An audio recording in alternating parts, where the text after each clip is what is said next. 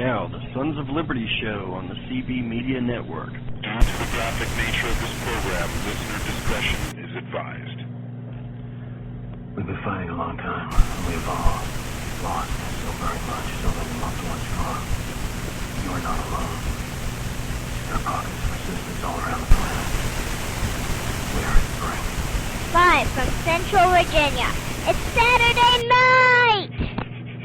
Now we find ourselves facing a tyranny that has been infused with new blood, and it is rapidly becoming an engorged, hard tyranny. And yes, I know you gutter-minded listeners picked up on that not-so-subtle metaphor. I used it on purpose because a hard tyranny serves one purpose and one purpose only, to screw its subjects.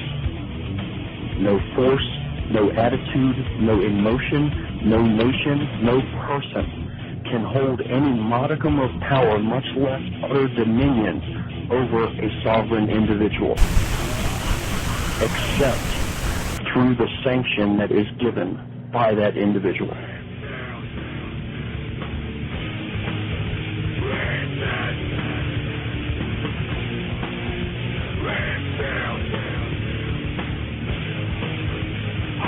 But for me, leading a worldwide depression.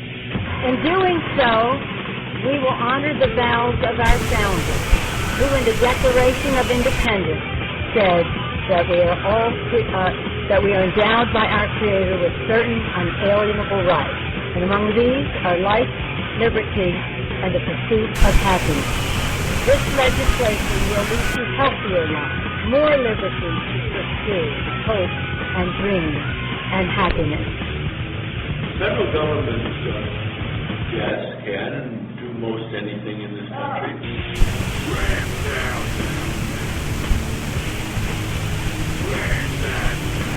Just who the hell do you think you people are? There's your dichotomy, folks. Do you want to be treated like children, or do you want to be treated like adults with brains of your own who can make your own decisions? That's the bottom line between new progressivism, which is really old communism, or conservatism, which is what started this great nation. Which hand are you going to choose?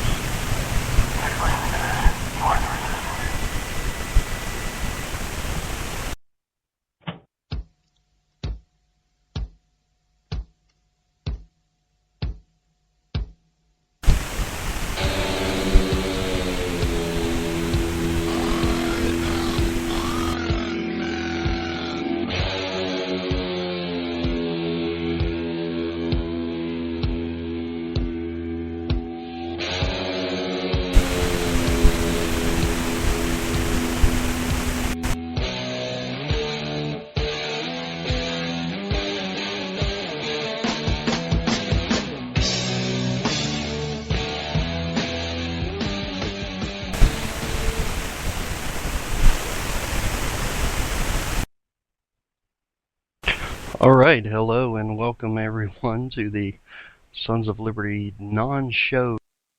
It won't take very long at all. I am your Iron Man of Classical Liberal Thought, Bradley Reese, wielding Occam's razor as always like a surgeon's scalpel to fillet red herrings, sever Gordian knots, and dissect progs to expose their filthy, steaming, putrescent, lie-filled guts for your amazement, amusement, bewilderment, and finally, hopefully, disgust, because we should all be nauseated at the slightest olfactory intrusion of the stench emanating from those troglodytes.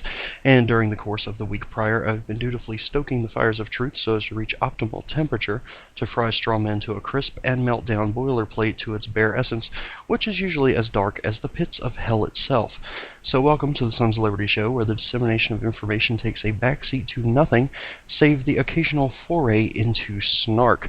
And the usual and customary disclaimer here on the Sons of Liberty show: the views expressed by the host on this program are not insensitive, they are rather logical. If you perceive them to be insensitive, it merely points out your own hypersensitivity, so go to hell instead of trying to turn this world into it. And welcome. I am broadcasting live tonight from the great Commonwealth of Virginia, where our motto is Sic Semper Tyrannis, which means thus always to tyrants. And if you've ever seen the insignia on the flag of the Commonwealth of Virginia, you will know what thus means. and you will further understand why tyrants generally don't survive thus. And we will leave it at that. Now, as I said, this is the Sons of Liberty non-show show because I have to work very early in the morning.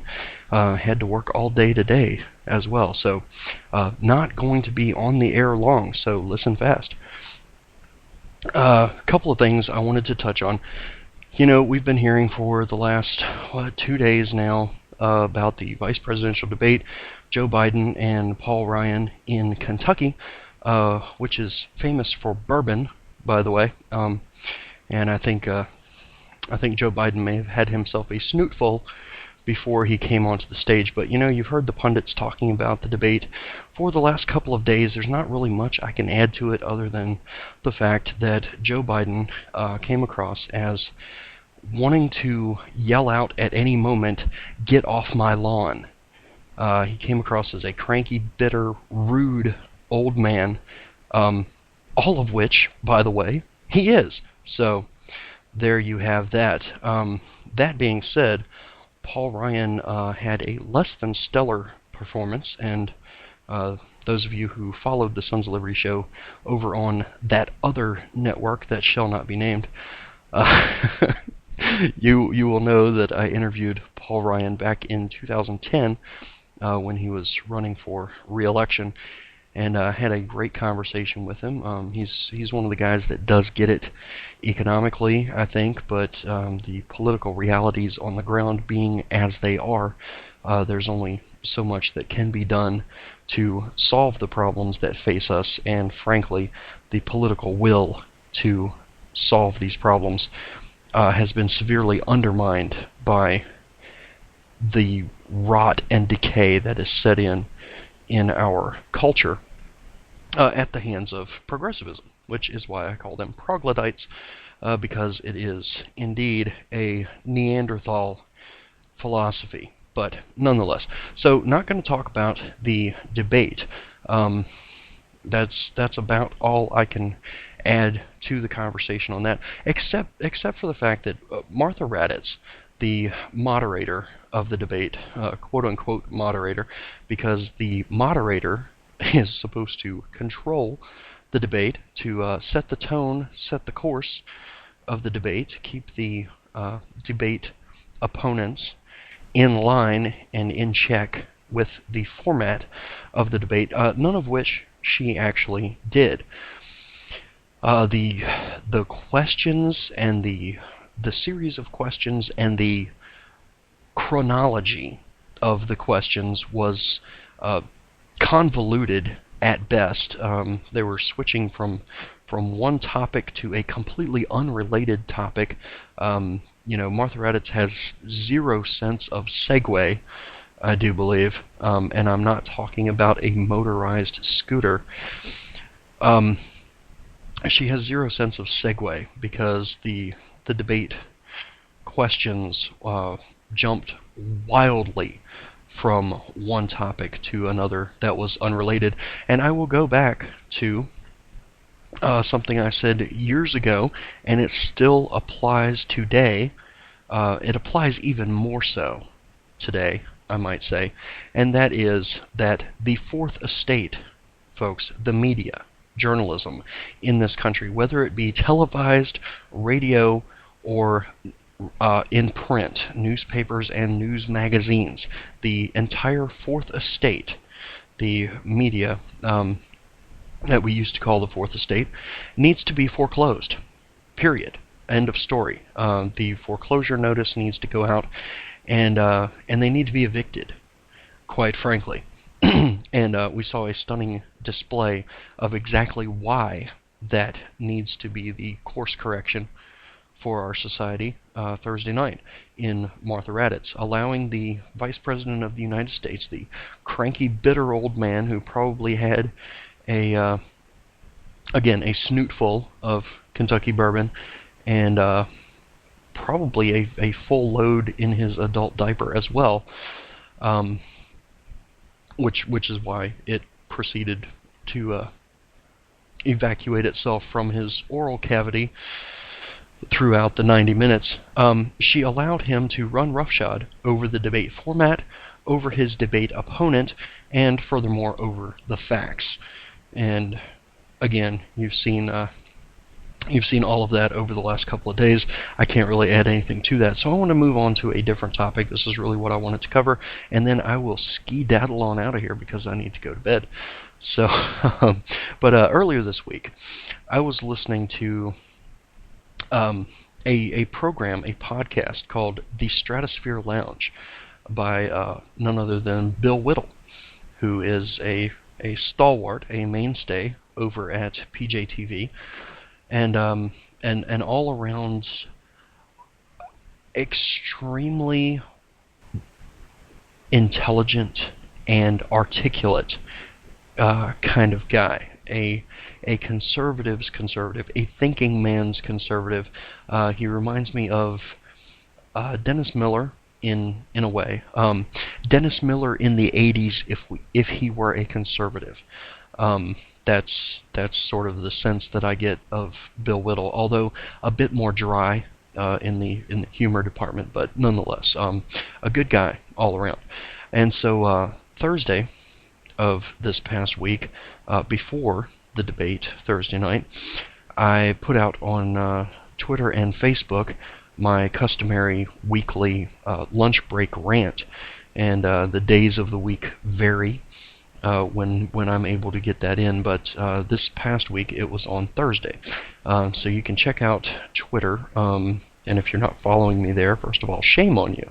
And second of all, you can correct that. You can remedy that oversight on your part at Bradley S. Reese, R-E-E-S, 2 E's in the middle, none on the end, make sure you get that right, on Twitter. And you can check out the hashtag THLBR, #THLBR, and that would be that'll bring up the Thursday lunch break rant from this past week. And I've fallen behind in getting these lunch break rants posted on the Son of Liberty 2K10.wordpress.com blog, but hopefully I will remedy that shortly and get caught back up in posting them there. But nonetheless, you can find the lunch break rants there at Bradley S. Reese, or conveniently enough, Bradley S. Reese on Facebook as well.